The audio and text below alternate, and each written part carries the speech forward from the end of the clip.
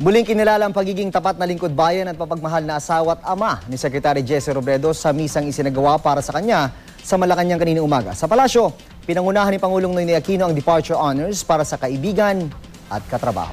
Agmenito Balita, hatid ni Lima Nyalak del Castillo.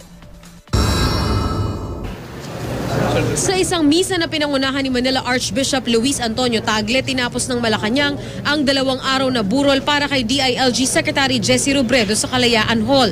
Dumalo sa misa ang karamihan sa mga miyembro ng gabinete tulad nina DSWD Secretary Dinky Suliman, DepEd Secretary Brother Armin Luistro, DPWH Secretary Rogelio Singson at iba pa. Ang may bahay at 3 anak ni Robredo nakaitim lahat. Sa homily nagbigay pugay si Tagle sa buhay ni Robredo bilang isang committed public servant, asawa at ama sa kanyang pamilya. Isa raw si Robredo sa hanay ni na dating Pangulong Cory Aquino at dating Senador Ninoy Aquino na napagkaisa ang bayan sa kanilang kamatayan.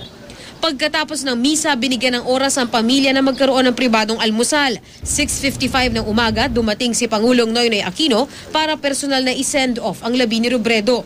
Eksaktong alas 7 ng umaga,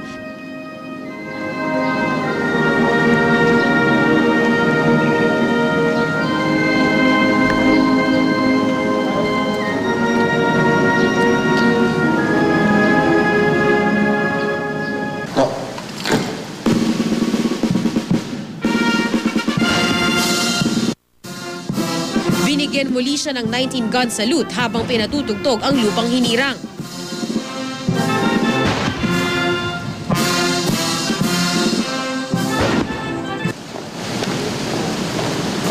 Ang 6 na honor guard sa pangunguna ni DOTC Secretary Mar Rojas tumayo muli sa paligid ng kabaong ni Robredo habang ang buong gabinete at pamilya nito ay nakamasid.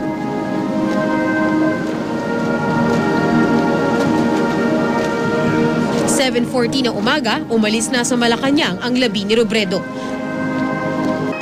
Lia Manyalak del Castillo, GMA News.